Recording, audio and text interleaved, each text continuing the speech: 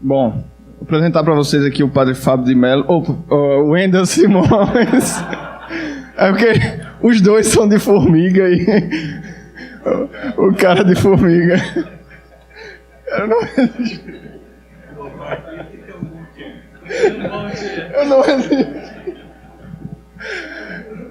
Que vai falar pra gente sobre... Vai ser a 10ª aula de espectroscopia de raio-x. Vocês vão sair daqui... Né? Tá aula 10 ali, né? Acho que é, né? Eu supus que... Ou é o total? Então, sendo a 10ª, não, ele vai dar aula 10 de estrutura eletrônica por fotoemissão, ARPS. Um assunto leve para vocês se deliciarem agora depois do coffee break, né? Vai lá. Bom, sim.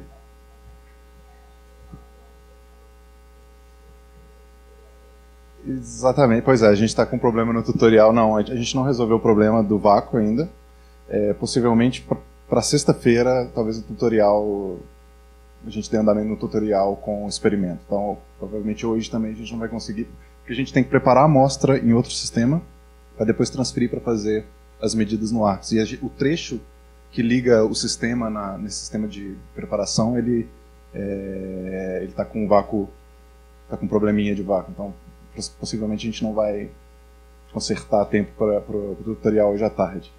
Tá bom? Oi? Amém. Mas tá aberto para o instrumento, eu vou mostrar o que... Bom, hoje eu já vou mostrar uma boa parte do que a gente faz, mas a gente pode conversar em mais detalhes sobre a instrumentação, mostrar a linha, a gente pode mostrar outras coisas que a gente fala, outras técnicas, principalmente de preparação de amostra e tudo, que é essencial para a gente medir ARPS, né? A preparação da amostra, na verdade, a gente demora mais tempo preparando a amostra do que realmente medindo ARPS. Então eu vou falar um pouquinho aqui de ARPS, né? O Márcio já introduziu. Okay? Para quem ainda não sabe, o ARPS está na linha PGM, aqui do VX. Tá? E ARPS, basicamente... ARPS é uma sigla em inglês, né, que significa Angle Resolved Photoemission Spectroscopy. Então, na verdade, é uma espectroscopia de fotoemissão onde a gente tem informação agora do ângulo ou do momento. Tá certo? Que tipo de informação que a gente pode já obter do espectro já de cara com medidas de ARPS? Então, a gente, em princípio, energia cinética dos elétrons, do momento. Em alguns casos, dependendo da instrumentação, a gente não consegue ter informação dos spins dos elétrons da valência da nossa amostra e do nosso substrato. Okay?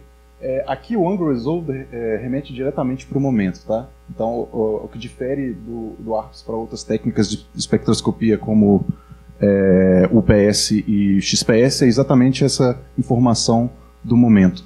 Tá? E os elétrons de valências dos sólidos é que, na verdade, dão origem às bandas de dispersões, como a gente pode ver aqui nas figuras. Alguns de vocês devem estar já acostumados com esse tipo de figura em livros texto aí, né, que é uma figura que mostra as bandas, né, as curvas de dispersão de um material qualquer, é um cálculo teórico. E aqui do lado a gente tem um espectro de ARPS, okay, de fotoemissão. Aqui a gente tem as bandas, né, dispersando. Então, esse espectro aqui entre 10 e 8 é uma região, a região da valência, ok?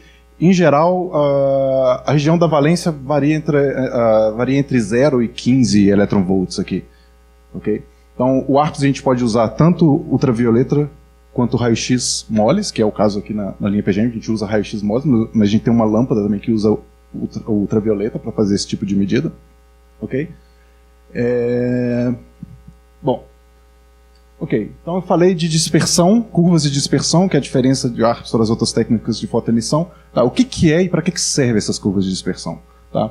Então, a questão é que, indiretamente com as curvas de dispersão, a gente consegue obter algumas informações sobre o seu material. Então, por exemplo, aqui só para a gente fazer uma analogia, a gente pega uma partícula clássica, né, onde a gente tem um momento dela que é massa vezes a velocidade, com energia dada, a energia clássica também dada por essa expressão, né? Então a gente pode reescrever dessa forma. E aí, no caso de uma partícula clássica, a gente vai ter a dispersão né, é uma dispersão parabólica, tá certo? Da energia com o momento. Porque aqui a gente depende no termo ao quadrado do momento. Então, com a derivada primeira aqui da curva, a gente tira a velocidade em cada ponto, né, do espectro, e a reta tangente em cada ponto, e a gente ainda pode, através da derivada segunda, ter a informação sobre a massa do elétron. Ok? Bom, a gente...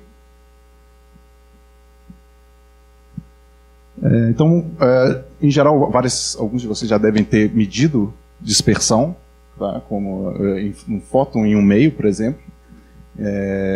Então, o momento do fóton aqui, diferentemente do momento do elétron, é igual a esse termo, que é a H aqui, que é o constante de Planck, vezes o K, que agora, né, tem uma relação direta. O K é o vetor de onda do fóton, ok? E, através da dispersão, para a luz, no caso, a gente tem uma relação linear aqui. A curva de dispersão é uma reta, né? Então, é uma dispersão linear. E a derivada primeira aqui dá o índice de refração para a gente. Okay? Diferentemente da partícula clássica, o fóton não tem massa. Okay? Mas, em sólidos, existem alguns materiais, okay, que têm esse tipo de dispersão também, como é o caso de materiais como o grafeno e isolantes topológicos, onde os elétrons eles interagem com o núcleo, né, com o núcleo do material, com o potencial, né, periódico do seu sólido, e eles agem como se eles não tivessem massa, ou eles tivessem massa zero. Tem uma confusão, na verdade os elétrons não têm massa zero, eles se comportam como elétrons que têm massa zero, tá certo?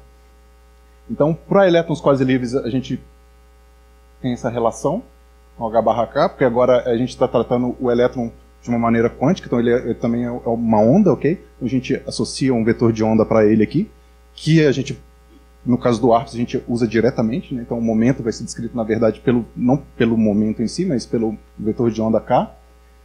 E a gente tem os elétrons que interagem bastante com o sólido, ok? Que já não pode ser tratado como elétrons livres. Então, na verdade, a gente associa uma massa efetiva para ele, que, na verdade, para o grafeno e para os isolantes topológicos, a massa efetiva é exatamente zero, ok?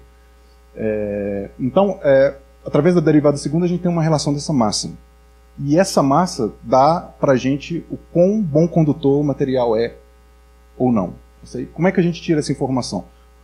Bom, a massa dá a noção de inércia para a gente. Okay? Então, quanto maior a massa, menor é a condutividade dos elétrons do material.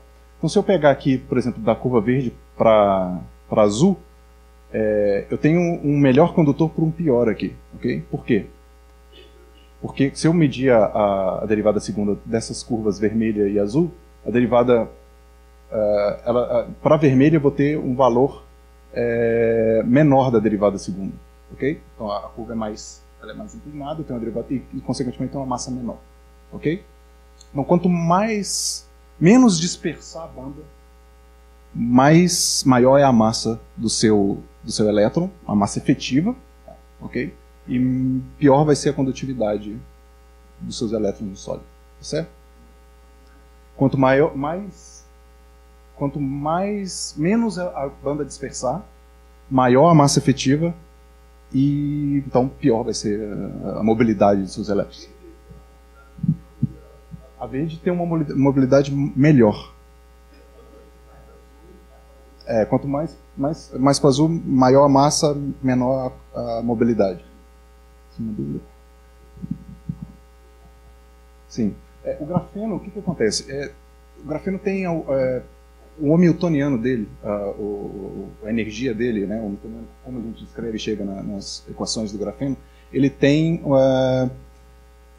efeitos relativísticos nele. Então, quando você resolve o grafeno, você tem uma relação de dispersão, você tem uma banda do grafeno que cruza o nível de Fermi, que tem uma relação de dispersão linear desse jeito. Então, o grafeno, em princípio, seria ótimo condutor, porque os elétrons teriam um movimento balístico, okay? Porque eles têm essa massa zero.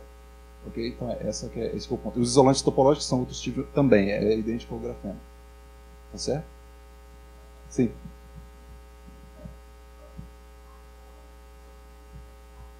Isso, quanto menor a dispersão, A dispersão está relacionada com a derivada segunda aqui, ok? Então, quanto maior a derivada segunda aqui, dessa curva, menor a massa e maior a mobilidade dos seus elétrons, ok? Então, é isso, quanto menor a dispersão. Então, vocês podem lembrar que menor a dispersão seria uma reta aqui, maior a dispersão seria quanto maior a concavidade aqui, que é maior a derivada segunda aqui dessa curva, ok? Pode. Eu tirei, sim. Sim, imagine que você tem dois metais, cobre e tungstênio. Cobre é um bom condutor, a gente faz fio. Tungstênio, ele não é tão bom condutor, a gente faz lâmpada incandescente. Naquele gráfico lá, o cobre seria a linha vermelha. O tungstênio seria a linha azul. Quer dizer, no tungstênio os elétrons têm uma massa maior, ele conduz menos. E a linha verde seria o grafeno, que é o melhor condutor que você pode fazer.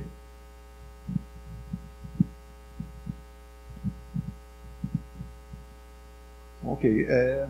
Então, na verdade, antes de eu falar de ARPS, eu queria falar então da matéria-prima, né, dos sólidos. Então, eu queria, inclusive, a gente entender algumas propriedades, principalmente elétricas e eletrônicas, antes da gente ir para o ARPS, ok? E como a gente classifica esses materiais de acordo com essas propriedades, ok? Então, o primeiro aqui, a gente tem, por exemplo, um isolante, ok? Então a gente tem uma banda aqui de condução, entendeu? E a gente tem uma banda também de valência, onde a banda de valência está completamente preenchida por elétrons, ok? A banda de condução não, e a gente tem um gap de energia muito, muito grande entre a valência e a condução. Okay? Aqui eu estou representando por níveis discretos de energia, mas vocês lembram que, na verdade, a banda de condução de valência é formada por bandas dispersivas. Okay? Tá. No caso, um outro tipo de material que está relacionado com essas propriedades das bandas de valência e de condução e com o gap é o semicondutor, que em princípio é um isolante, só que ele é um isolante com um gap um pouco menor. Então qualquer energia que a gente cede para os elétrons, tipo energia térmica, por exemplo, da temperatura, a gente promove elétrons do nível da banda de valência para a banda de condução, ok? Então, alguns semicondutores, ou uma boa parte deles, eles são condutores à temperatura ambiente, ok? Mas se você baixar a temperatura, eles viram isolantes. E tem os condutores, ok? Então, o condutor, na verdade, ele muita gente brinca com isso, que é um condutor de gap zero. Então, ele tem a banda de valência completamente preenchida e você tem a banda de condução semi-preenchida. Tá certo? Então, agora nos próximos slides eu vou gastar um tempo aqui tentando explicar a origem das bandas e a origem do gap de energia. Ok? Então, para isso, a gente vai falar primeiro de um átomo, né, isolado. O pessoal já deve ter falado nos cursos anteriores. Aí. Então, quando a gente tem um átomo isolado, o potencial desse átomo é um potencial, cai sobre R, um potencial eletrostático, e esse potencial, quando a gente resolve lá a solução dele, ele cria estados discretos, né, ao redor do núcleo, ok? E para cada estado dele a gente associa uma função de onda àquele estado, onde essa função de onda, o módulo dela ao quadrado, dá a probabilidade da gente encontrar o elétron ao redor do núcleo. Tá certo? Então, o que acontece quando a gente coloca muitos átomos uns próximos dos outros? Tá? A gente vai ter um potencial agora, que vai ser periódico, ok? E a gente pode, em princípio, definir uma região, tá, aqui, que vai se repetir ao longo de toda a cadeia aqui. Tá? Isso gera para a gente uma simetria de translação. Tá? Então a gente tem nesse cristal uma simetria de translação. O que significa isso? Significa que se eu pegar uma função nessa região A aqui, ok? Eu posso escrever ela de tal forma que se eu pegar qualquer ponto aqui e colocar aqui um NA, que é um vetor discreto, aqui, então eu posso ir para qualquer região dessa. Por exemplo, se eu pegar esse ponto aqui, esse mínimo aqui, e ir para um sítio, então esse é o sítio zero, o N aqui dá o sítio aqui. Pode ser as bolinhas azuis, ok? Então, se eu pegar um sítio, sei lá, 5, então eu vou andar, eu pego esse X, vou 1, 2, 3, 4, 5, a vizinhança, todas as propriedades nessa região vão ser iguais a essa, ok? Então, o que acontece? O grande lance aqui é que agora, essa função de onda, por um átomo, Ela não é mais solução quando a gente coloca vários átomos juntos, tá certo? Então isso acarreta que o N, que dá o orbital lá, para a gente, a densidade de probabilidade de a gente encontrar o elétron, ele já não é mais um bom número quântico. Então aqui, como a gente tem simetria de translação, um bom número quântico vai ser o K, que está relacionado com o momento, que é o responsável por dar para a gente a simetria de translação. Tá certo? Gente, qualquer pergunta, se eu estiver falando um termo que vocês não conhecem, podem parar e me perguntar, tá certo? O N, quando a gente resolve o átomo de hidrogênio, a gente vai ter algumas funções, a gente cria estados discretos, tá? Quando a gente resolve o átomo de hidrogênio. Então, o que a gente vê é que existem alguns estados de energia. Então, a gente vai poder ter, em alguns pontos, algumas energias que são bem específicas para os elétrons, tá certo? E para cada elétron desse, a gente tem uma função de onda para o elétron, tá? Que determina a probabilidade de onde a gente pode encontrar esse elétron. Tá certo? Então, cada estado desse tem uma energia que é uma energia discreta. Você não tem mais um contínuo, quando você tem uma partícula, por exemplo, livre. Então, ela pode ter qualquer energia cinética no espaço. Tá? No caso do átomo, como você confina o elétron, você meio que pode ter algumas energias específicas. Você não pode ter qualquer energia. Certo? O meu N, o N é o número quântico principal, que dá a camada atômica. Tá certo? Isso. Que está ligado com a energia. Então, esse N está relacionado com os níveis aqui, tá certo? Então, quando eu coloco agora vários átomos juntos, eu não vou ter mais... Eu vou mostrar daqui a pouco, mas eu não posso mais falar em N aqui. Tá? Bom, então, o que acontece então com os níveis de energia? Tá certo?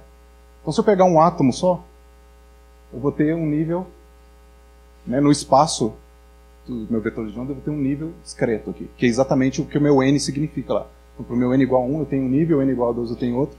O que acontece quando eu coloco dois átomos juntos, espaçados de uma distância A? Bom, eu vou ter dois níveis agora, tá? Você abre, você vai ter um para cada átomo, você abre uma essência.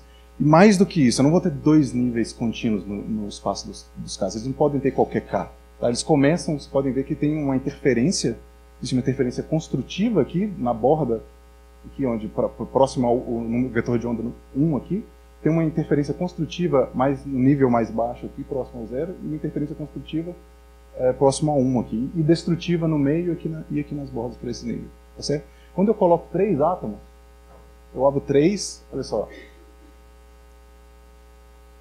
Quando eu coloco 5, eu crio mais 5, 7, 40, 50, e quando eu vou para o infinito. Então, o que vocês podem observar com isso aqui? À medida que a gente vai colocando os átomos uns próximos dos outros, a gente vai criando níveis, e mais do que isso, a gente vai localizando esses estados no espaço dos Ks. Tá certo? Qual que é a origem disso? Como é que a gente pode entender esse tipo de coisa? Bom, tem um princípio na física, que a gente chama de princípio da incerteza, que ele fala para a gente que quanto mais a incerteza na posição do meu elétron, ou seja, a incapacidade de eu determinar ele naquela região, tá certo? Vezes a capacidade ou a incerteza que eu tenho de determinar a velocidade ou o momento, ou o vetor de onda desse elétron, tá? Ele tem que ser maior do que h cortado sobre 2. Então, ele tem que ser maior do que essa constante de Planck aqui, ok? Dividido por 2. Então, como é que a gente pode ter uma visão disso? Pensa só, eu tenho um átomo, tá certo? E eu vou pegar o diâmetro desse átomo agora como A, ok? Então, a minha incerteza onde eu posso encontrar o elétron é mais ou menos o diâmetro dele. Eu vou tratar como se fosse o diâmetro dele. Então, eu posso encontrar o elétron, posso dizer mais ou menos onde ele está na redondeza aqui, um certo diâmetro A do átomo. Tá certo? Então, eu vou fazer o meu A como se fosse a minha incerteza ali, o meu ΔX, ok? Então, se eu pegar agora no espaço recíproco, tá certo? Que é o espaço dos meus vetores de onda, se eu olhar para lá agora, o que eu vou ter vou ter esse nível aqui, que é para o meu elétron, tá certo? Eu vou tratar o meu D aqui como, por analogia, tá? as condições de difração, o meu D eu vou tratar ele como 2π sobre A. Então, o meu espaço dos Ks é analogamente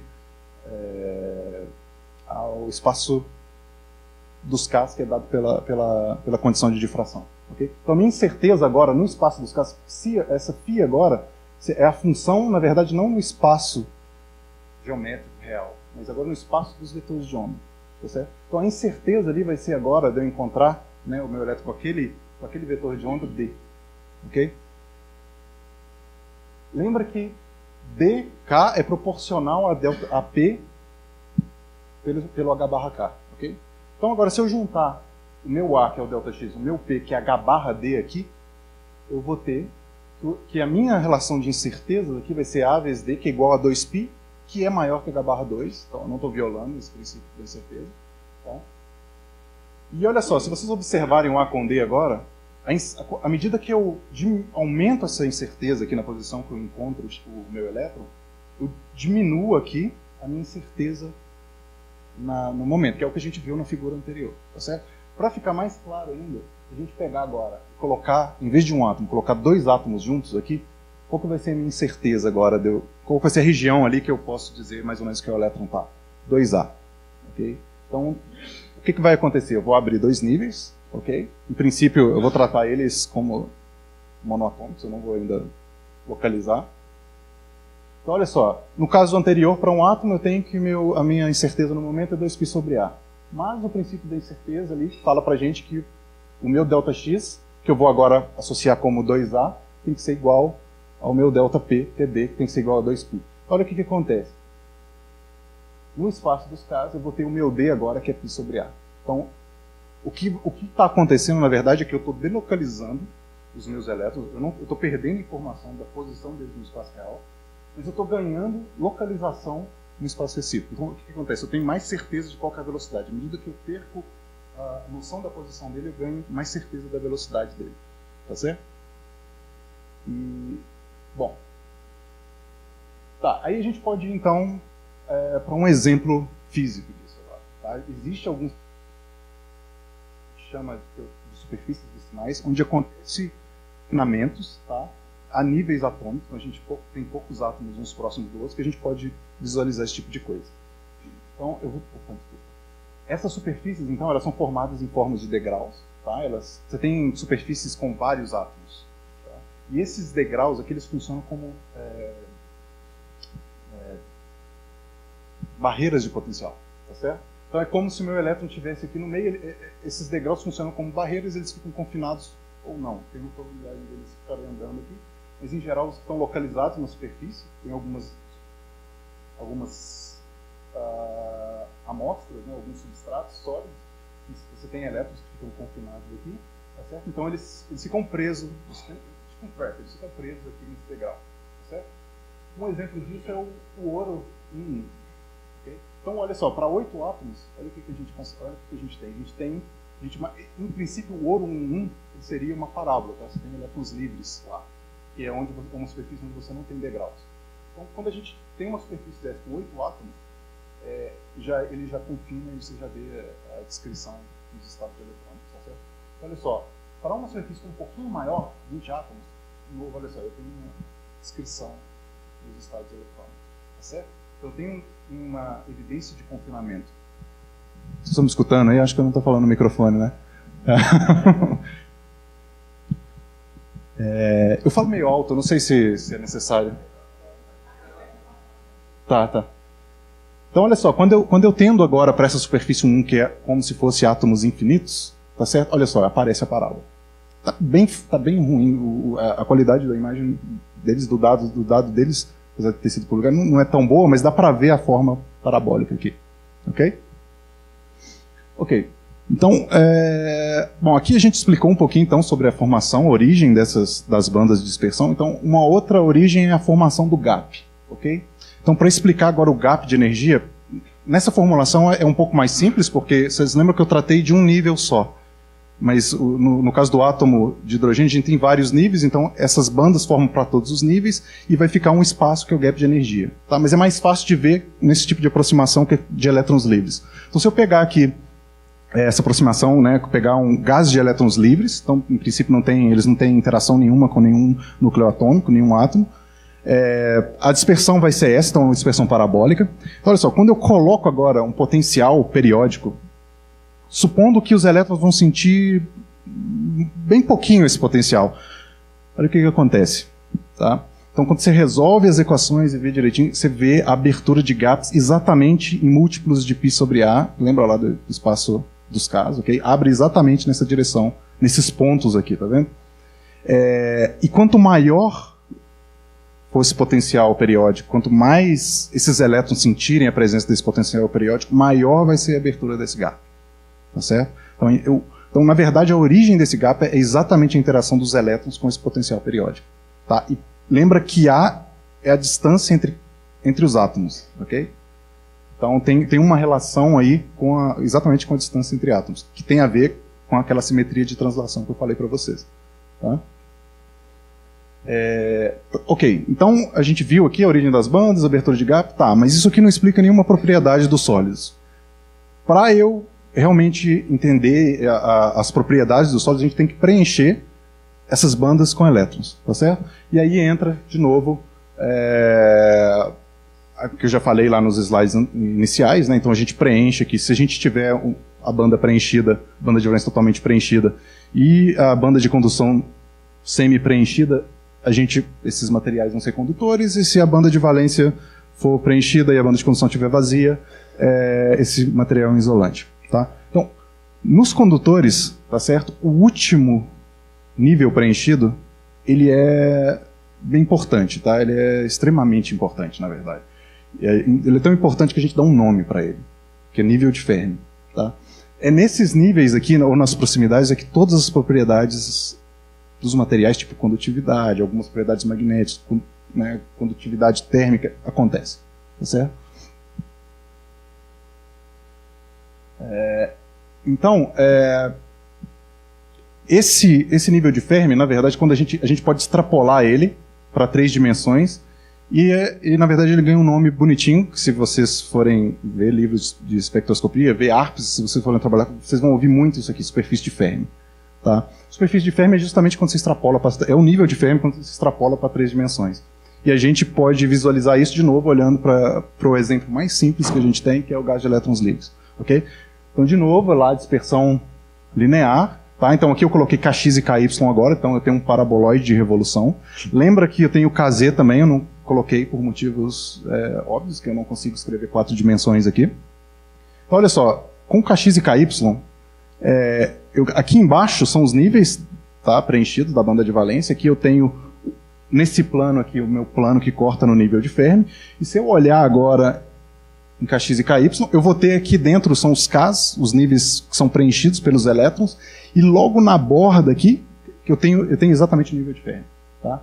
E como é que fica para 3 dimensões, então? Para 3 dimensões, eu vou ter uma casca esférica. Tá? Essa esfera, na verdade, lá dentro são os níveis preenchidos dos elétrons aqui, mas essa casca esférica é justamente a minha superfície de Fermi.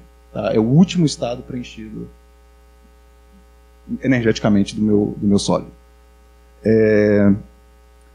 Bom, eu acho que ok. Oi? Exato, passei sempre pelo espaço dos casos. Eu não sei, alguém tem alguma dúvida antes de eu passar para frente? Não? Ok, então a gente recapitulando o que a gente viu para trás, só para a gente manter isso em mente antes da gente entrar, mostrar as coisas realmente de ARPS para vocês. Então a gente viu a origem da formação das bandas, ok?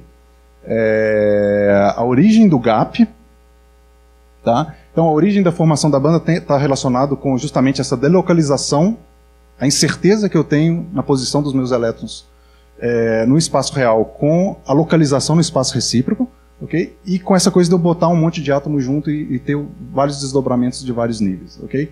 Então a abertura do gap está relacionada com a visão dos elétrons, né? O quão eles sentem o potencial. Okay? E a forma da dispersão, principalmente na superfície de Fermi, dá propriedades como a condutividade, massa efetiva, que está relacionada com mobilidade e tudo. Okay? Então esse é um review da parte de sólidos. Então eu acho que a gente pode falar um pouquinho da técnica agora. Ainda? Diga, pode. Só para ver se eu entendi. Volta no Voltando. recapitulando. Deixa aí. Ok. Pô, então essa relação de dispersão é como a energia depende com o momento. Exato.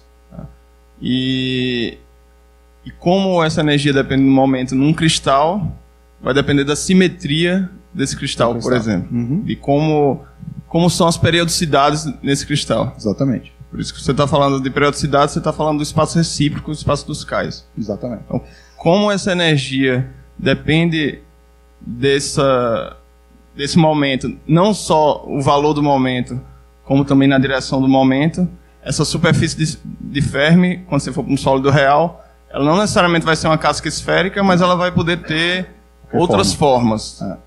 Vai depender da interação dos elétrons com o potencial que eles estão vendo. Então, tem a ver com a geometria, tem a ver com a coisa química, com a quantidade de prótons, enfim, tem a ver com as propriedades do seu sólido. E essa superfície, a superfície de Fermi, é assim, se eu tenho um baldinho de elétrons disponível para jogar dentro da minha superfície, é como se fosse a bolha de sabão no espaço recíproco. Exato. Que ele vai formar, cheia de elétrons. E para fora vai ser a banda de condução. Sim. Então, a superfície de Fermi está relacionada exatamente com o último nível que você preenche. Então, assim, vai ter sólidos que tem mais elétrons, outros menos, tem toda a interação com o sólido, então vai depender disso.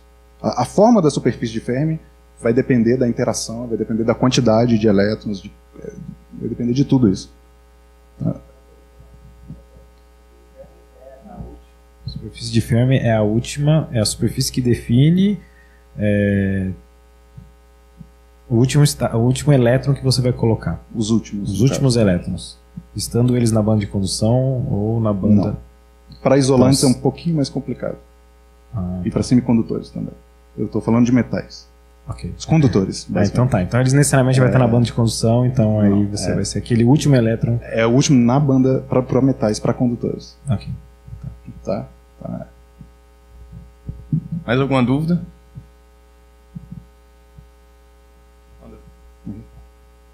Então vamos falar um pouquinho da técnica. Tá? Então, a ARPS é uma técnica de espectroscopia, eu acho que o pessoal já falou bastante para vocês sobre isso, eu não vou entrar muito mais em detalhe, mas... O ARPS? ARPS, a Angle Resolved Photoemission Spectroscopy, né? Então é a espectroscopia de fotoemissão resolvida em ângulo, ok? Onde esse ângulo dá informação do quê? Do espaço, dos momentos, ok? Dos elétrons no espaço recíproco. Então, basicamente, a técnica, você joga luz aqui, ok? Com uma certa energia. No nosso caso, a gente joga na região entre ultravioleta e raio-x moles, ok? Que varia uma faixa entre 10 EVs até 600, 700. Tem gente que faz até 7000, já entra no raio-x tender. Mas aí já é uma outra linha de ARPS, tá? Então, eu diria que o ARPS que eu faço, que é o ARPS que... Ok? É de uma faixa de 10 até 600, 700 EV. Então, os elétrons são fotoemitidos, né? Dos níveis para fora do material. Então, a gente consegue... No nosso caso, a gente tem interessado aqui. Ok? Bom... Como é que a gente detecta esses elétrons que saem de lá? Então a gente tem um analisador aqui na linha, na PGM, que é bem parecido com esse aqui. Então como é que funciona o experimento? A gente precisa basicamente de 3 coisas. 4, mas basicamente 3. Primeiro é o manipulador. Segundo é o analisador, que é o filtro em energia, que é o que vai definir para a gente quais elétrons chegam com qual energia.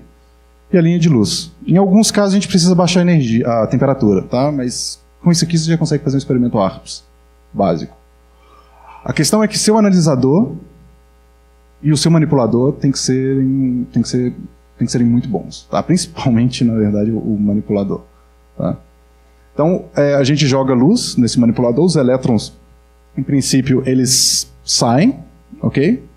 Eles saem para todas as direções aqui, mas a gente só pega os que saem nesse plano aqui, que a gente chama de plano dispersivo do analisador. Então eles chegam mais ou menos aqui na abertura, né? Aqui a gente tem 2 hemisférios concêntricos, onde a gente aplica campo elétrico, e os elétrons que entram, eles fazem uma órbita esférica, ok? Os elétrons com a energia exata aqui do campo elétrico, eles vão fazer a órbita circular, e elétrons com um pouquinho mais energia, tá? Eles vão sair um pouquinho dessa órbita nessa direção, tá? E com um pouquinho menos de energia, eles vão fazer a órbita nessa direção. Tá? Então, se a gente olhar...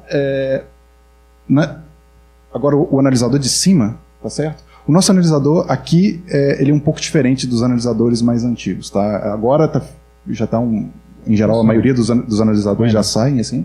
Tem alguém?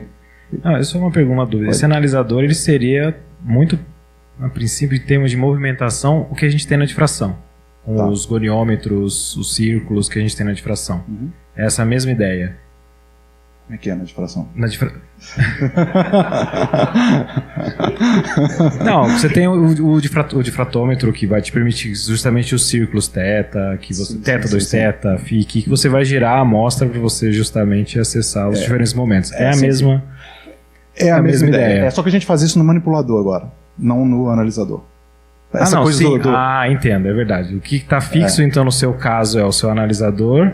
E eu mexo, o espaço recíproco eu varro com o meu analisador, com o meu manipulador. O seu manipulador. Mas, é o que eu vou falar agora. O nosso analisador, esse tipo de analisador, que é o que a gente tem aqui, na verdade, no Brasil só tem 2, é um aqui e um em Belo Horizonte, na UFMG.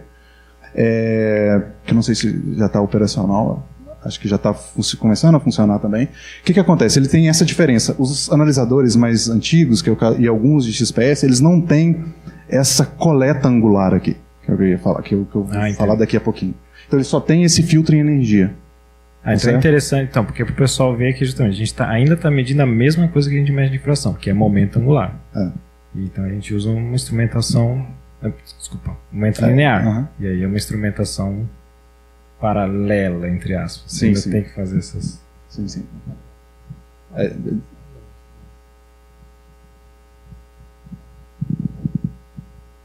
Mais alguma pergunta?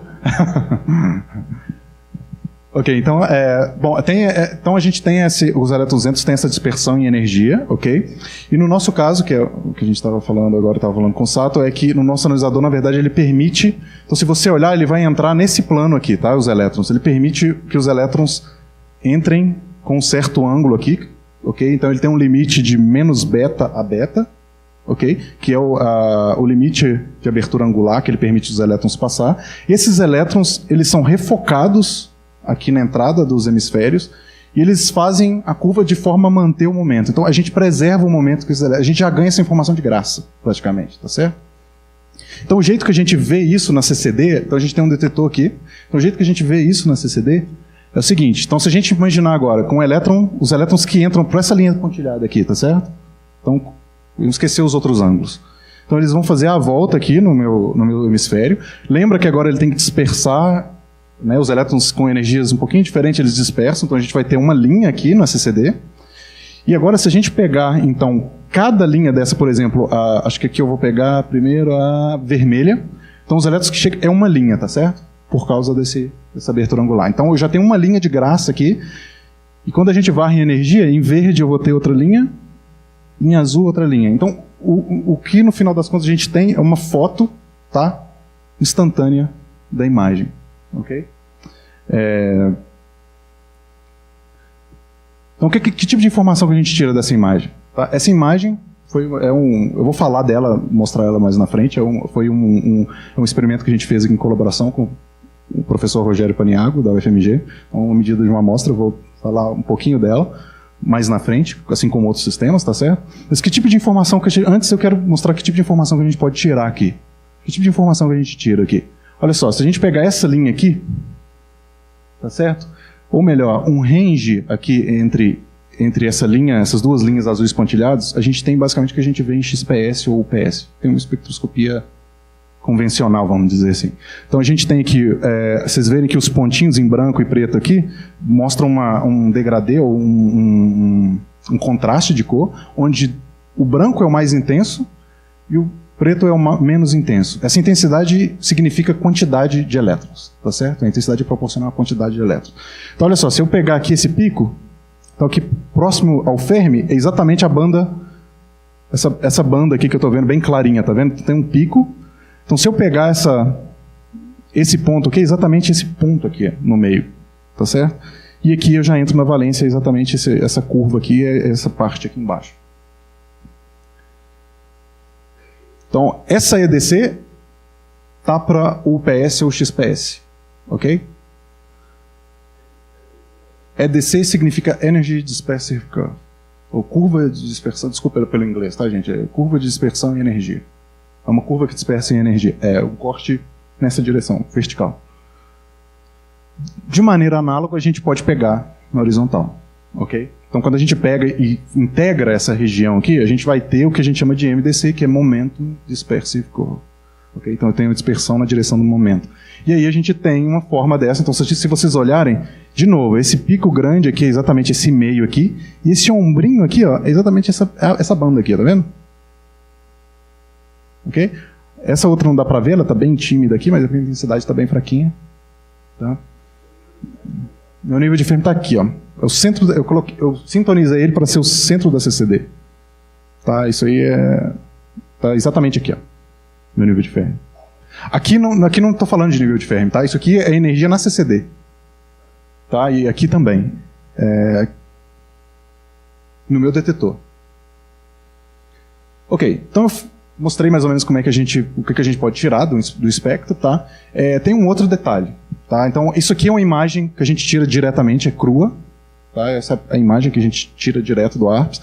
Mas a ideia é que vocês lembram que a gente, na verdade, quer olhar para a energia e o momento dos elétrons dentro do sólido, né? As curvas de dispersão são isso. Quer ver como é que é a energia e o momento dentro do sólido. Bom, como é que a gente faz isso? Ó, lembra que essa medida está exatamente no referencial do meu analisador, tá certo? Aqui eu tenho a minha amostra, aqui tem os elétrons com um momento interno K, ok?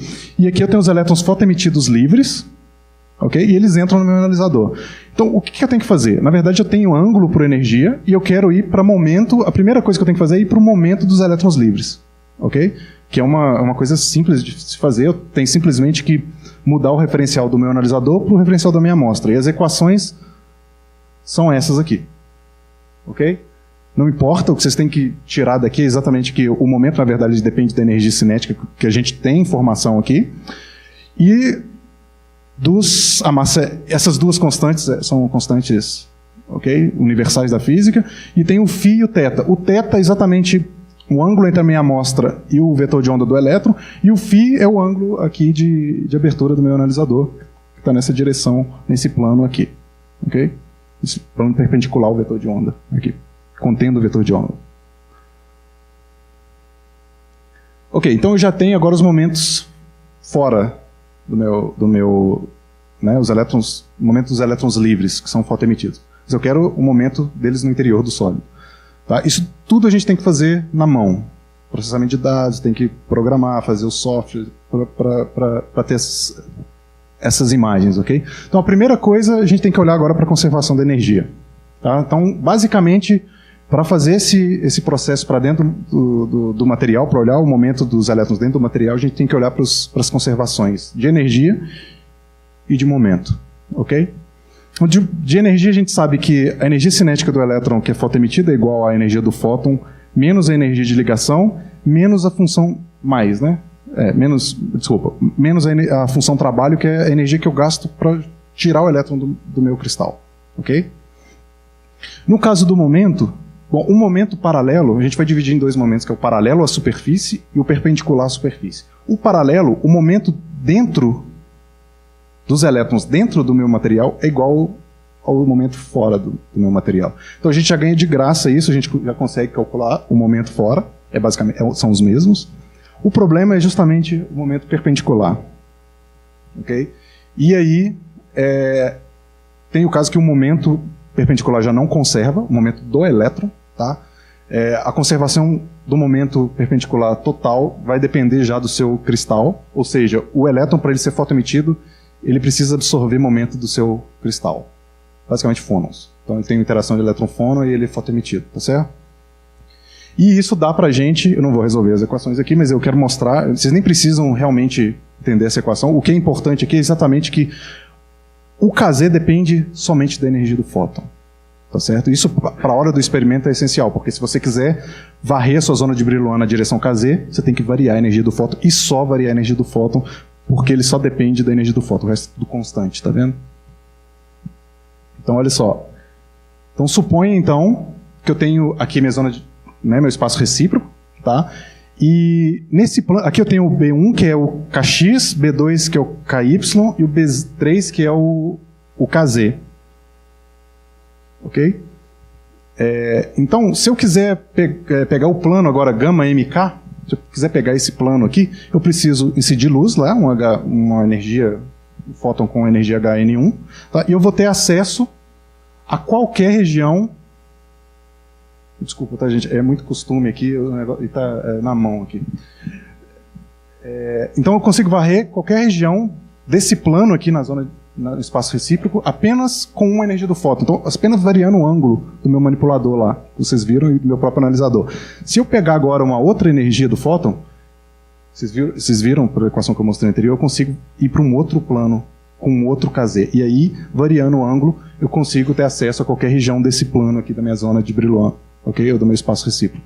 Então, o que acontece? Para eu varrer, então, a minha zona de Brillouin, meu espaço recíproco inteiro, meu espaço dos Ks inteiro, eu preciso variar o ângulo e a energia do fóton. Ok? Um experimento ARPS, para você varrer todo o espaço dos Ks, você necessita girar os ângulos e variar a energia do fóton. Bom, ok. Então, já eu vou mostrar os exemplos agora. Eu acho que, não sei se o meu tempo... Oi, desculpa. O que é gama? Eu não falei o que é espaço recíproco. O gama é um vetor de onda, tá certo? É um ponto no meu espaço dos vetores, tá certo? O M também. O M seria o momento numa certa direção do meu cristal. Então o M aqui ele tem direção do meu KX aqui, tá vendo? O meu K tem direção, que vai do 0 ao K, tem direção que é uma combinação de KX e KY. Ok? E o meu KZ, o gama A, por exemplo, é exatamente o KZ. Ele tem exatamente esse módulo e essa direção. Okay? O meu KZ é o quê? Está relacionado com a velocidade, com o momento. São os elétrons que saem na direção perpendicular à superfície. Acho que isso aqui é mais fácil de entender. Com um certo momento que está relacionado com a distância entre o gama e o A. Pois zona de Brillouin é o análogo geométrico da condição de difração. Então, a zona de Brillouin... Então, vocês lembram que eu mostrei na simetria de translação? Então, eu tenho aquela região que se repete no espaço todo, a gente chama de célula unitária. Tá? Desculpa, mas para chegar lá eu tenho... Por que é célula unitária? Porque ela se repete, é uma unidade que se repete no espaço inteiro. Tá? E eu vou mais além. Além de célula unitária, tem uma célula primitiva, que é a célula que contém somente um átomo, ok? É a região, a área, o volume que contém somente um átomo, que você pode transladar no espaço inteiro e você preenche o espaço inteiro. A zona de Brillouin é exatamente a célula primitiva do espaço recíproco. Tá? Então, a minha zona de Brillouin, o volume dela é exatamente o que corresponde à condição de difração, que é 2π sobre A, que é a distância entre os centros espalhadores. Só o pessoal que está mais acostumado com difração. Se eu chamar meu espaço recíproco aqui e eu estiver falando de HKL em vez dessas outras letras, eu posso dizer, por exemplo, que o ponto A ali seria o 001? Pode. Não, é a metade disso. Porque 00 meio. Tem essa direção, mas não o módulo. Tem essa direção, mas não o módulo. 00 meio, se você tiver com uma célula primitiva. Isso. Tá. Sim. Tá. Então, essas direções aí são direções de simetria, são direções 001, 100 no caso do M, no caso do K vai ser talvez a 110. Sim. E do A vai ser a 001. Exatamente. Por exemplo. Só com um módulo diferente, porque, na verdade, o espaço recíproco ele vai do G, né, que é do menos G sobre 2, que é o menor vetor da rede recíproca, para o G sobre 2. Então, na verdade, ele tem o módulo da zona de Brillouin inteiro é 2π sobre A, ou 2π sobre... Enfim, mas a zona de Brillouin é dividida menos da metade disso, até mais metade disso. Por isso que não tem o valor exato do... Ok? Antes de passar para o exemplo, vocês estão vendo que está misturando os conceitos que vocês aprenderam de espectroscopia e espalhamento? Antes, espaço recíproco, momento, era coisa de espalhamento. Espectroscopia, a gente sempre falou de transferências de energia. Por que está misturando agora?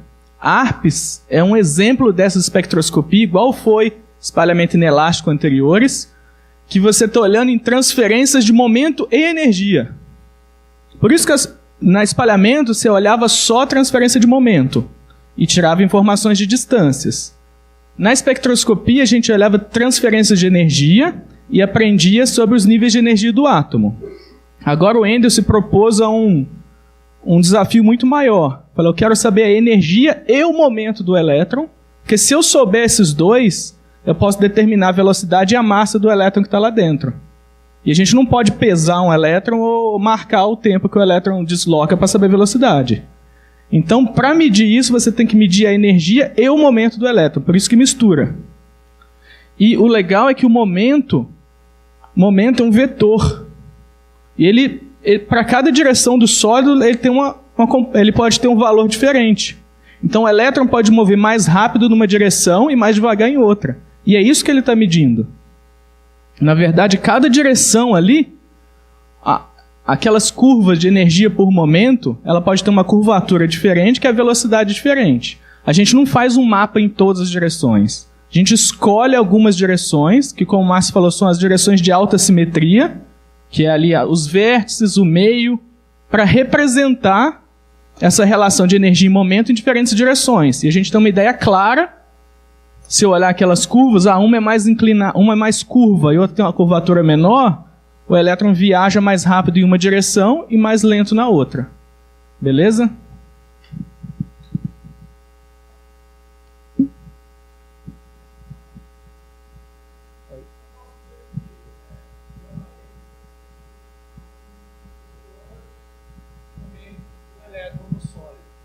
E aí você está investigando, por exemplo, esse espaço, né, essa combinação dos dois, por exemplo, nesse gama KM aí, como que varia esse momento nesse espaço da zona de Brillouin? Isso, mais um pouquinho que isso, como é que as curvas de dispersões, os estados dos elétrons estão variando nessa direção da zona de Brillouin. Ou seja, para essa direção da velocidade, lá do momento, eu tenho curvas de dispersões aqui, ok? Onde, se eu pegar, por exemplo, gama, M, MK, eu tenho essas direções, que significa a direção que o momento dos elétrons com a intensidade está, mas eu ainda tenho informação das bandas, como é que estão os níveis de energia ainda dos elétrons pelas curvas de dispersão. Beleza. Okay? Obrigado. Desculpa. Mais algum? Valeu. Vou Mais pregar alguma ele aqui, pergunta? assim. Aí não tem... Wendel, eu preciso uma dúvida. Quando você mostrou lá no começo aquela coisa dos níveis discretos e coisa e tal, você falou alguma coisa em relação à densidade de níveis. Assim, eu posso ter alguma coisa relacionada à densidade de níveis se ela for mais assim ou mais assim? Densidade de níveis se chama densidade de estados eletrônicos. De estados eletrônicos. Desculpa, você pode repetir? Você tem informação de densidade de estados eletrônicos também? Isso aqui? Sim. Claro. Direto. É só integrar, Opa, desculpa. É só integrar na zona de Brillouin. Se eu integrar todos esses estados aqui, eu tenho exatamente a densidade de estados. Ok? Mais alguma pergunta? Bom, então eu vou falar um pouquinho de alguns exemplos. Eu vou dar exemplos, basicamente, que a gente mediu aqui no LNLS. Tá? Porque eu, assim como o Ricardo, eu gosto também. Né? E, na verdade, eu não vou falar o que é, na verdade, não origem, mas o ARPS em si, a técnica de espectroscopia de fotoemissão resolvida em Endel, é uma técnica muito antiga, tá? 60 anos, 70, sei lá quantos anos atrás. O problema é que ela foi meio que ressuscitada agora justamente por causa desses analisadores que a gente consegue tirar essas fotos e a gente ganha um tempo absurdo fazendo os espectros, ok? Então, as primeiras medidas foram em supercondutores, tá? Mas como eu nunca fiz nenhuma medida em supercondutor e eu gosto desses outros tipos de coisa, eu vou mostrar esses exemplos. Okay? Então, o primeiro deles são os estados de superfície. Eu vou explicar o que é um estado de superfície, vou mostrar o exemplo. Tá? Estados de borda e estados induzidos 2D em superfície, ou caso de elétrons livres na superfície. Okay? Então, o primeiro exemplo é Estados de superfície. Tá, como é que esses estados surgem? Primeiro, quando a gente cria superfície, tá certo? Quando a gente cria superfície, a gente quebra a simetria de translação. Tá? Então a gente basicamente arranca fora o resto dos átomos, você quebra a simetria de translação desses átomos. Como é que fica a função de onda dos elétrons? Tá? Então eu vou ter uma função de onda que vai ser, né, tem uma periodicidade aqui dentro do meu material, mas ela decai a zero fora do meu material, ok? Lembra que a função de onda me dá a probabilidade de eu encontrar o elétron, tá? Na região onde ela está. Então a probabilidade vai para zero aqui fora do meu material. Tá, então isso por causa desse potencial degrau aqui. Acontece que alguns tipos de superfície, esse potencial não é um potencial degrau, tá? Ele é um potencial dessa forma aqui. Então olha só, se vocês forem observar agora, a possibilidade de elétrons ficarem presos aqui na superfície. Tá? E a função de onda desses elétrons agora é uma função de onda desse tipo aqui, que decai a zero no interior do meu volume e decai a zero no infinito. Então, se eu calcular a densidade de probabilidade aqui, calculando essa função de onda ao quadrado, módulo da função de onda ao quadrado, eu vou ver que a maior probabilidade de eu encontrar ele exatamente na superfície. E isso é o conceito de estados de superfície, tá? Eles são estados de superfície por causa da superfície, por causa da quebra de simetria de translação. Então, um exemplo disso é uma amostra nossa, uma amostra padrão aqui, que é o cobre 1,1. 1,1 significa direção cristalográfica, direção 1,1, ok? Esses elétrons dos estados de superfície são elétrons livres e possuem dispersão parabólica. Então, o que a gente espera ver? Paraboloide, né? Uma dispersão paraboloide. Então aqui é uma medida que a gente fez no ARPS aqui, tá? Então a gente consegue ver a parábola aqui. Então aqui já está o espaço dos Ks, com energia em princípio de ligação. Então a gente consegue ver exatamente a parábola. Essa imagem aqui é a que eu meço, tá? Acontece que quando eu meço para vários ângulos e eu monto uma matriz 3D. Então esse outro aqui, essa outra imagem é uma direção no plano perpendicular. Então esse é o meu Kx, esse é o meu Ky.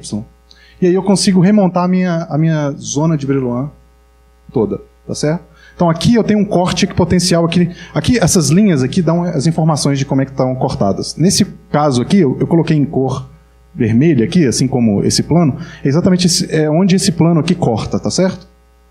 E aqui em verde é exatamente onde esse plano aqui, que é Ky e Kx, que é equipotencial, corta agora. Tá certo?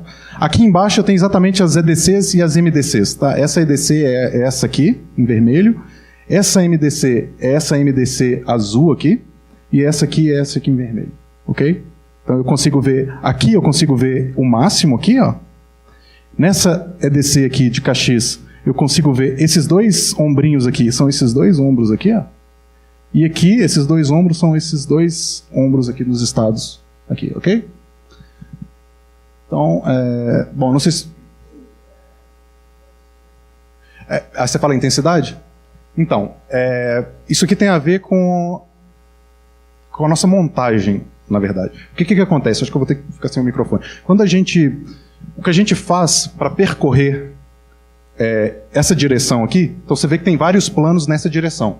Que são esses planos aqui, ok? Então, o que a gente faz para medir? A gente varia o ângulo dessa forma. Acontece aqui que eu usei uma lâmpada de hélio, tá? Então eu tenho um capilar que remete uma energia de 22 eV, e eu tenho o foco do meu analisador. Então quando eu movo o ângulo, eu saio do foco do meu analisador, e aí eu mudo a intensidade. Tá vendo? Aqui também, tá vendo? Isso aqui é exatamente a intensidade aqui. Eu tenho uma variação daqui para cá e daqui para cá, que é exatamente a mesma. Exatamente porque eu saio do foco na hora da medida. Tá? Ok? Então, aqui, eu não sei se vai dar certo aqui, eu montei uns videozinhos só para vocês verem a dispersão. Então, aqui agora eu vou variar aqui na direção... Eu vou variar os planos... Opa! Esses planos aqui, que na verdade... Então, eu vou andar em KY, vocês vão ver várias curvas aqui, análogas às azuis aqui, tá certo? Deixa eu ver se vai funcionar. Então, olha só, eu consigo ver... Então, eu consigo ver a dispersão, eu consigo andar nos planos, tá vendo? Ó, aqui. Então são cortes nessas direções, ó. Consigo ver as bandas dispersando. Aqui eu consigo ver esse pico ele vai andar, então você vai ver a curva shiftando aqui. Ok?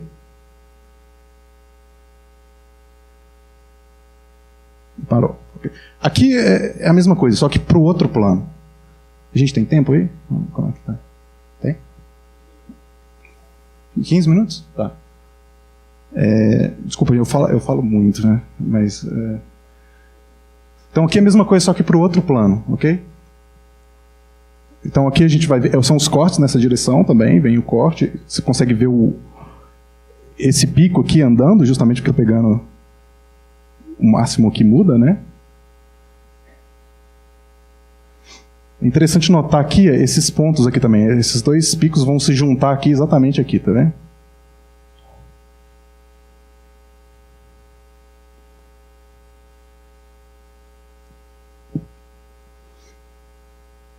Bom,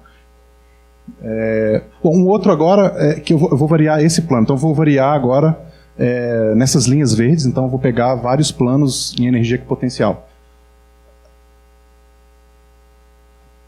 Então eu consigo... então o plano de corte está aqui, ó. Então você consegue... Essa imagem é exatamente nesse plano, né? Consegue ver, na hora que chegar aqui, esse vai abrir num círculo, que é o que deveria, né? Se é um paraboloide.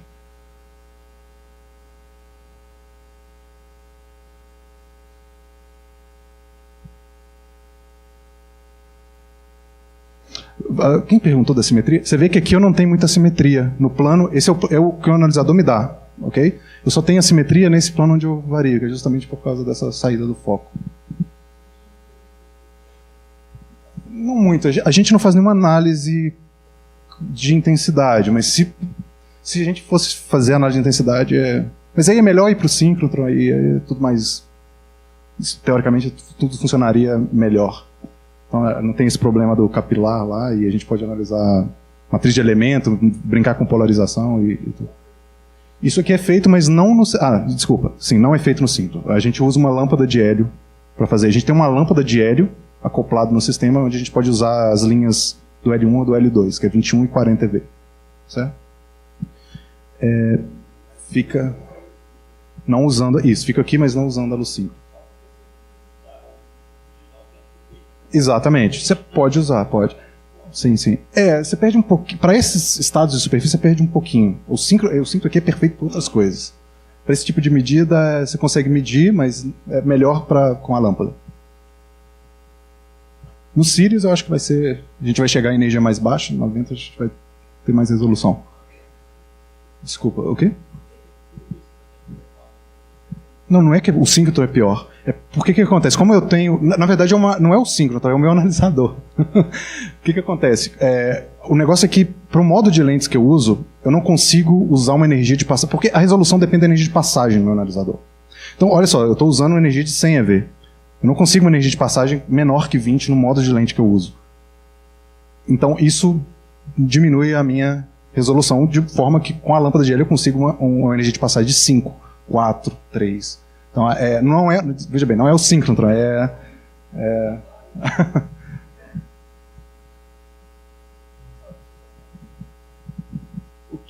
A diferença é a energia cinética e o momento que o elétron está saindo.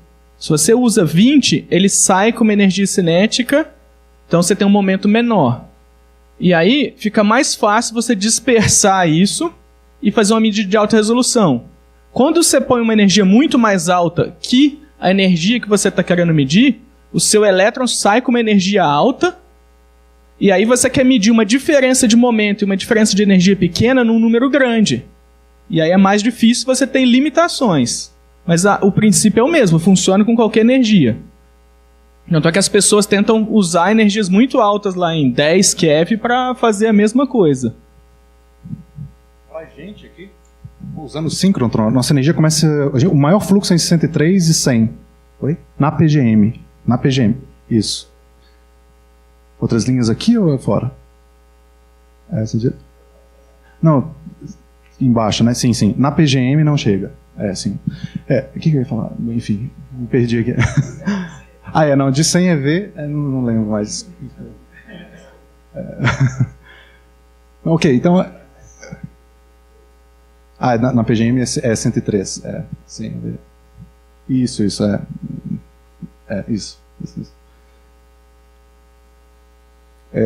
Ok. Então, vou para o próximo exemplo, tá? Eu vou falar um pouco de estado de borda.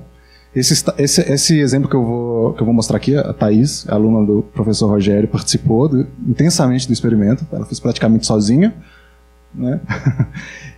Esses estados de borda, ok? Um exemplo desses estados de borda são os isolantes topológicos. Não sei se alguém aqui já ouviu falar de estado de borda, de isolante topológico. Bom, esses isolantes topológicos, tá, são isolantes, como o nome mesmo fala, mas tem algumas simetrias fundamentais, que eu não vou entrar em detalhe como é que funciona, mas essas simetrias garantem estados, devido ao forte acoplamento spin-órbita do material, estados na borda, ok? E no final das contas ele cria 2 canais de condução na borda, ok? Que são um canal numa direção com um certo spin e outro canal com direção oposta do momento com outro spin. Tá? Então, no diagrama, na zona de Brillouin, nas nossas curvas de dispersão, a gente vai ter um isolante de volume, tá certo? E esses canais de condução, eles cruzam o nível de Fermi, tá certo? Fechando o gap. Então, olha só, meu nível de Fermi está aqui. Okay? A banda de condução está aqui, a banda de condução de volume. Tá? Então, olha só, ele isola. Esses estados estão na borda. Então, eu não tenho condução no volume do meu material. A minha condução é simplesmente pelas bordas. Eu só tenho condução pelas bordas. Okay? A forma desses estados aqui é a mesma do grafeno. Tá? É um cone. É meio relativístico, por isso chama cone de Dirac. Assim como o grafeno. Ok? Então, a gente fez os experimentos no BI2SE3, e aqui é o que a gente obteve. Então, olha só, é a imagem que eu mostrei lá atrás, tá certo? O que acontece? Esse material não é um isolante topológico. Por quê? Alguém sabe me falar por quê? Veja bem, meu nível de Fermi está cortando aqui. Isso aqui é minha banda de condução. Volume. Ok? Então, olha só, o meu cone de Dirac está aqui. Eu esqueci de falar, mas a gente usou L1, né, 21 EV. Então, o meu ponto de Dirac está aqui. Meu cone de Dirac está aqui. Ok? Então, aqui eu tenho a banda de condução, eu tenho os estados de borda aqui, e aqui eu tenho a banda de valência. Aqui. Posso? O isolante topológico é um isolante, tá? Que devido a um forte acoplamento spin-órbita, tem algumas simetrias que entram fundamentais aqui. Esse acoplamento de spin-órbita forte, ele cria estados na borda. Tá certo? Então ele é um isolante de volume, mas ele cria estados, canais na borda. E cada um canal ele tem um momento numa direção diferente e spins na direção diferente. Tá? E nas curvas de dispersão, esses estados aparecem fechando o gap aqui. Topológico? Ele é um isolante. Primeiro que ele é topolante, e topologia vem da matemática, do conceito de topologia na matemática. Exatamente, ele é só condutor, porque esses estados aqui, eles aparecem por topologia. Só na borda, só na superfície. Nem na superfície, porque aqui no meio ele não conduz, só pela borda. Só na borda. Ok? Eu não sei se eu fui claro. Tá, depois a gente conversa. É um condutor de aresta. Um condutor de aresta. Pô. Alguém? Grafeno. Não pelo mesmo efeito físico. Não, eles não são isolantes topológicos, mas têm efeitos relativísticos também que arremetem a esse tipo de estado. Então eles não têm... Não sei se o grafeno... Acho que o grafeno não tem esses canais aqui dessa forma. É o estado na superfície mesmo. Na folha inteira. Tá certo? São origens... No entanto, eles estipularam... Lá atrás eles... o grafeno é isolante topológico. Não é. Não é. Tá? Teve uma época que todo mundo... o grafeno é isolante topológico. Aí estipularam um topolante isológico fraco, forte. Afinal, isso não deu certo. O grafeno não é isolante topológico. Mas eles têm um parentesco aí longe, tá? O efeito em si. Ok?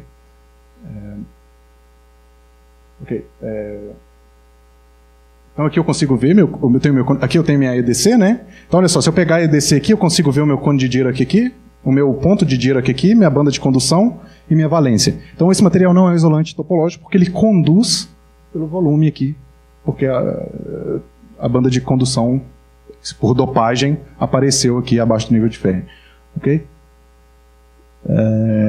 Bom, deixa eu andar rápido aqui. Oi? Não, pode ser volume. O isolante topológico não necessariamente precisa ser um filme. Ele porque é simetria de volume, na verdade. É um efeito de volume. Porque tem essa coisa do spin-orbita, não é um efeito de superfície. Por isso, no entanto, que ele é muito robusto a defeitos na superfície. Então, se você destruir a superfície, o estado vai estar lá. Porque é uma simetria de volume que mantém os estados... não deixa os estados desaparecer. Ok? Bom, eu tenho mais filminho aqui, não sei se... Só conectando com o que você falou antes, de estados de superfície, aí você também tem aquela coisa dos estados de superfície que... Não, aqui é outra coisa. Outra história. É mais ou menos, mas não é... A função de onda vai ser uma coisa daquele tipo, do elétron, mas não tem a ver só com a quebra de simetria de translação. Ok? Tem também. Acho que tem também, mas eu acho que é coisa do volume, simetria do volume em si. Tá? Tem a ver com paridade, com simetria de reversão temporal, enfim, não vou entrar muito em detalhe. Bom, eu montei um videozinho aqui também. Tá? Então a gente consegue ver os cortes aqui, então a gente entra, consegue ver a dispersão do cone, onde a gente consegue ver onde o ponto de Dirac toca. Ok?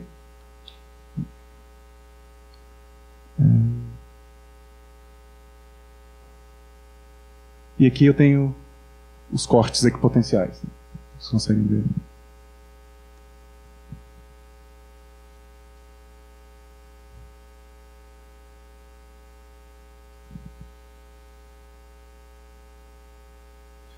Aqui ele vai entrar cortando a banda de condução, tá vendo? E aí ele entra no gap. Eu não sei se eu entro... Acho que eu vou parar por aqui, já está na hora. Acho que não vou entrar nos outros. Ainda tem que falar de estados induzidos na superfície. Acho que é isso. Basicamente... Dá mais tempo para as perguntas.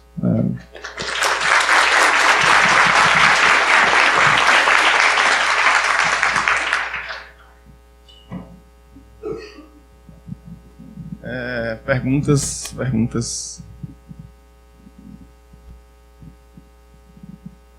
Vamos lá. Wendel. Sim.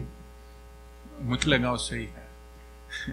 É difícil para gente que não está habituado pensar no espaço recíproco, né? Então existe alguma forma de você interpretar, por exemplo,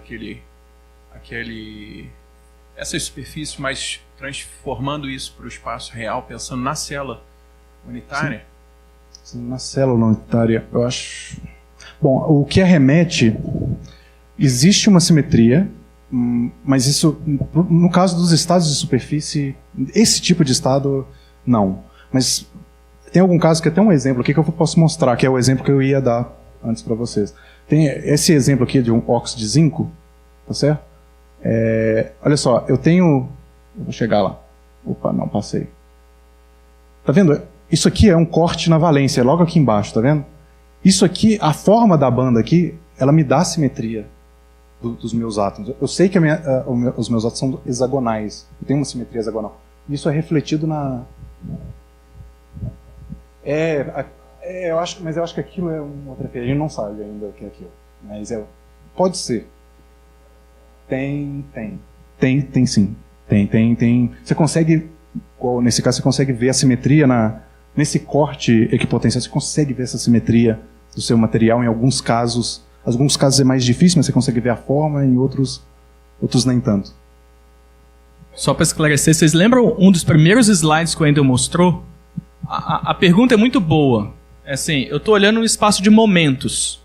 Estou medindo uma energia e momento de um certo estado eletrônico. O que representa isso no real? Onde que é a posição desses elétrons?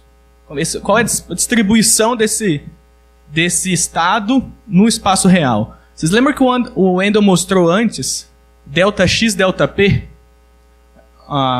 Princípio de incerteza? Esses estados, eles têm momento muito bem definido. Você mede lá. Ele é bem fininho. Então, a distribuição espacial deles é muito larga. Esses elétrons, eles estão totalmente delocalizados. Vocês já ouviram falar nisso? Em metais, os elétrons estão totalmente delocalizados. Isso está relacionado com essa propriedade deles conduzirem bem. É exatamente isso. No espaço real, esses estados, eles ocupam várias células unitárias do espaço real e estão totalmente delocalizados. Ele é quase um elétron livre. Bem, essa ideia dele totalmente delocalizado. Seria como... poderia pensar que é as highways por onde os elétrons passam, mas cada highway tem uma banda estreita de velocidade que você pode andar. E depende da direção. Cada direção tem um limite de velocidade muito bem dado. Os elétrons que estão naquele limite de velocidade ficam circulando lá com... Sim. Bom, é bem viagem. Eu tentei, vai.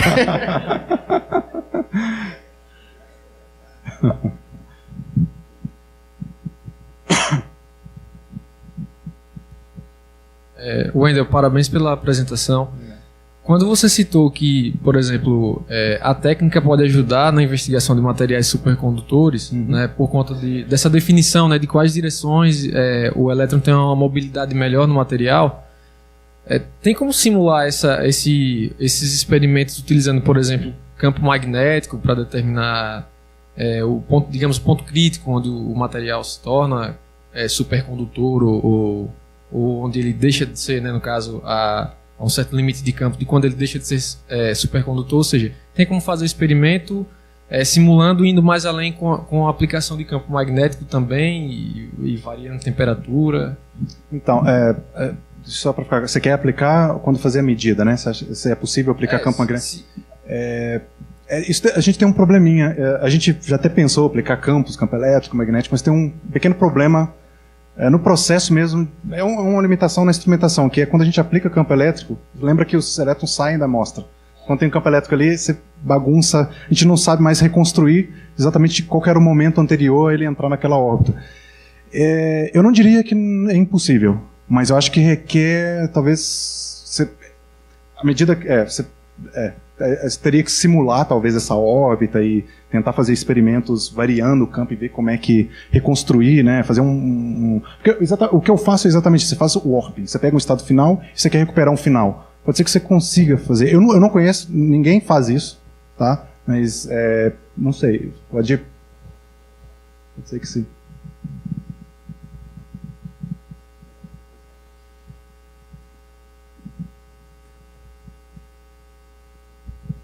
Bom, obrigado pela apresentação. Eu entendi bastante coisa que há muito eu estava tentando entender. Essa minha pergunta pode ser que eu esteja viajando bastante, assim. Então, né? Mas voltando àquela imagem do detector lá, que parece até uma arma, sei lá. Tá bem longe, acho. Acho que a gente chega lá.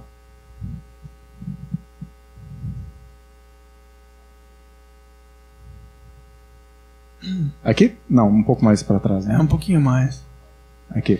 Então, esses elétrons, eles são, né, desviados da rota deles. Então, digamos que eles tenham energia para emitir, por exemplo, nesse desvio da rota, como se fosse um síncrotronzinho aí. Se eles tivessem essa energia para emitir, eu conseguiria detectar e, de repente, tirar alguma informação desses fótons? Desculpa, acho que eu não entendi. Você diz eles... Ali na curvatura ali. Aqui? Isso, você fala se eles emitem radiação? Isso. Talvez nem tenham energia para isso, mas não sei. Eu acho que eles, em geral, a gente trabalha com energia de passagem... É uma boa pergunta. Eu não tinha pensado, mas... a gente trabalha com energia de passagem de 10 eV. Então, acho que... Não sei com qual radiação que ele emitiria isso. Acho que... É uma boa pergunta. UV, sei lá, infravermelho, de repente. Pode ser que eles perdem um pouquinho. Isso também talvez afeta um pouquinho a resolução. Afetaria um pouquinho a resolução. Mas eu não sei quantificar isso. É uma boa pergunta. Tá, beleza. Obrigado. Sim. Pode. Muito boa pergunta. Alguém tinha me perguntado isso ontem também no tutorial lá. Isso é bom que vocês estão aprendendo bastante de síncrotron, vocês estão vendo síncrotron em qualquer lugar, né? Não, vocês lembram que uma das coisas para emitir radiação síncrotron é velocidade ultrarrelativística, que aí você emite tudo para frente. Aqui a gente está muito longe. Você lembra que a energia... Quem lembra da energia dos elétrons do anel lá? É em torno de gigaelectronvolts. Aqui é eletronvolts. Mas, toda vez que você acelera um elétron, ele gera radiação. Não é radiação síncrona, mas você tem perdas por radiação e isso te dá um efeito. Ele é pequeno, depende da sua curvatura e da energia, mas isso é real e gera um efeito sim. Nunca tinha pensado, até alguém me perguntar isso ontem. Foi... Olha lá, legal a apresentação. Se você pegar... Opa! Vamos lá. A relação de dispersão de, sei lá, principalmente semicondutores, é uma coisa bem feia, então é complicado. Sim. Eu acho que quando tu faz a medida, tu consegue identificar pelo menos as faixas que está cruzando, sei lá, no ponto gama no centro da zona de Brillouin, para poder pelo menos tirar acoplamento eletrofônico. Você consegue. O centro exato não por causa do KZ. Porque para pegar o centro é como se o elétron não pudesse ser fotoemitido. Então, deixa eu voltar um pouquinho aqui. A gente consegue esse ponto gama, acho que está um pouco para... Desculpa, não, está para trás. Não sei onde está, mas... Deixa eu tirar do modo aqui, que eu acho que eu consigo chegar mais rápido.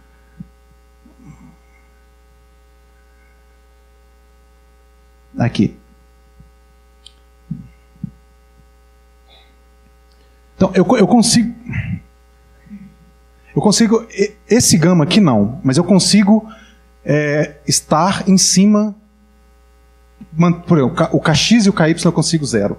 Mas o KZ não. Eu consigo, do ponto de vista... no centro da zona de Brillouin, não exatamente no centro, mas no centro de cada plano eu consigo estar. Porque o centro da zona de Brillouin seria o KZ igual a 0. O KZ não pode ser 0.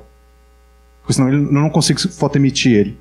Tá certo? Mas eu consigo algum KZ e KX e KY igual a 0. Porque, tipo, por exemplo... modos ópticos e acústicos pegaria no centro da zona. Exato. E aí já dava para pegar a correlação, ficaria legal. Sim. Dava para estimar até tamanho de partícula usando os taquifones. Mais uma pergunta ali, mas antes que eu me esqueça, João perdeu um celular branco LG. Se alguém achar um celular LG Optimus, uma coisa, João tá desesperado. Tinha todas as senhas do Facebook.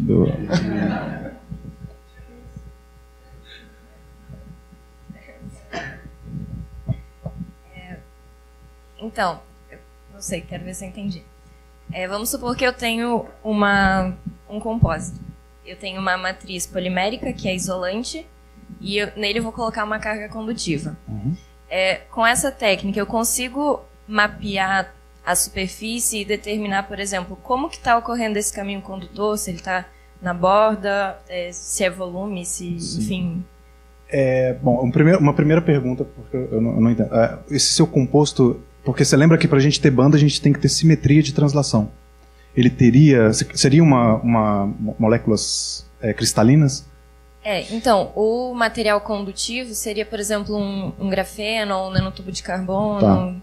Tá. Sim, assim, o que eu entendo por condução nesse caso seria a deslocalização de ligação sigma para pi, e isso ia me trazer uma condução. Sim. Então, só para entender, você teria o grafeno em cima do seu composto ou embaixo? Não, ele está misturado. Ele é uma matriz heterogênea. Tá. Não sei, não vou saber a gente mede a condutividade, sabe que ele está conduzindo, mas não sabe de que forma. Sim. Como que ele está organizado, se é no meio dessa matriz isolante ou se ele está... Porque pode ser que o grafeno esteja... Não sei se conseguiria... Não sei. Talvez mapeando, assim, determinando... nesse ponto aqui eu tenho, sei lá, uma nuvem eletrônica ali, a banda de valência. Só para entender, você teria o seu substrato, você teria um polímero, né, que é isolante, e essa coisa por cima, misturado com o grafeno. Estaria tudo misturado. Tudo misturado? Eu acho que você não conseguiria medir. Mas assim, existe uma preferencial para condução. E provavelmente isso estaria na superfície. Como o nanotubo de carbono, por exemplo, você tem nanotubo, mas o nanotubo a gente não consegue fazer ARPS, justamente por causa das dimensões. Ele tem simetria, mas a gente precisa... Lembra que a gente precisa... Tá todo mundo alinhado na mesma, por causa do tamanho do feixe, no final das contas. O nosso feixe é grande, então eu vou pegar a média de tudo que está ali. Então eu não vou conseguir... Eu vou até ver as bandas, mas todas superpostas umas às outras, só para ver background no final das contas. Elas existem, mas eu acho que a gente não teria acesso, talvez. Consigo fazer pontual, assim, por exemplo, se eu tenho, sei lá, um filme ou uma chapinha. Talvez se você tivesse um feixe nanoARPS, talvez, Mas aqui hoje a gente não conseguiria fazer. Oi? A gente está indo nessa direção. A gente vai tentar fazer... Todo mundo entendeu o problema, a dificuldade de fazer isso? Vocês lembram o que acontece quando vocês pegam... O Márcio falou de difração de monocristal. Quando você moe esse cristal e tenta fazer uma difração, mistura tudo. Imagina aquelas bandas que já são bem misturadas, quando você tem um monocristal bem orientado. Agora, se você misturasse em todas as direções possíveis, você não consegue distinguir mais o que você está vendo. Porque você está fazendo uma média de todos aqueles seus cristalzinhos de grafeno, de nanotubo, que tem dispersões em diferentes direções. O grande desafio é fazer o feixe bem pequeno, para que a gente possa excitar desse seu grafeno, uma região do seu polímero, e aí tentar resolver como que essas relações de dispersão nele. É muito difícil, porque aí vocês lembram que o Wendel falou que você tem que mudar ângulo? Você tem que centralizar uma coisa com precisão nanométrica e girar de forma que ele está no centro de rotação de vários eixos. É super difícil. Aí você tem que começar a girar o seu analisador. Tem 2 lugares do mundo que fazem isso, e a gente está se preparando para no futuro tentar fazer isso também. Então é sim e não. Aqui, no momento, ainda não. O Pedro lembrou de uma coisa muito legal aqui, que tem um instrumento que chama microscópio de fotoemissão, que a gente já tem, o PIN, tem uma prática lá.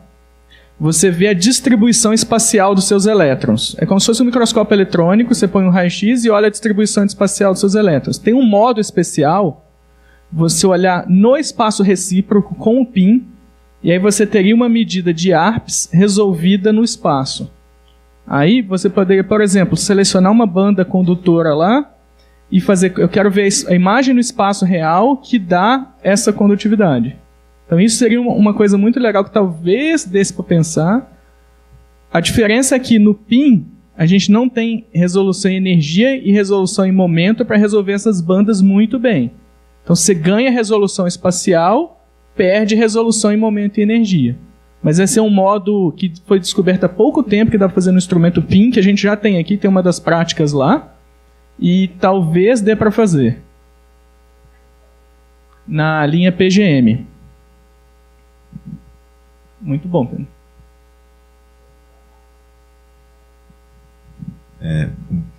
Obrigado pela apresentação muito esclarecedora de várias coisas muito complexas. E eu sempre tive dúvida em relação ao nível de Fermi, né? Eu sou químico, então a gente, para entender essas coisas, sofre bastante. E você falou do nível de Fermi, pelo que eu entendi, para um metal, né, um condutor, é o último nível de ocupação de elétrons. Como você define ele? Para mim não ficou claro para um semicondutor ou para um isolante. Como que você define esse nível? Na verdade, você tem uma... Para ser sincero, eu não lembro direito, mas tem uma definição formal matemática para isso. Então, ele sai de lá. Inclusive, quando você calcula o nível de Fermi para semicondutor e isolante, se as bandas não tiverem a mesma curvatura, o nível não está no meio do gap ainda. Então, para isolantes, ali você viu que está no meio, mas se a banda de condução não tiver a mesma curvatura, provavelmente está deslocado para onde tem a maior curvatura. Então, eu não lembro direito da definição, mas é uma definição que sai do formalismo matemático. Obrigado.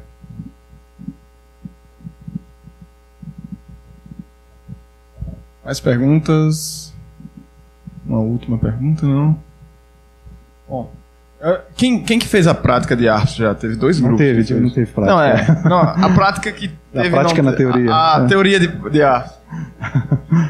Vocês ficaram com alguma dúvida lá que... Ou seja, depois dessa explanação, não? Bom, então... Vamos... Tem ainda um tempinho até o almoço, mas vamos encerrar por aqui. Agradecer o Wendel, foi massa.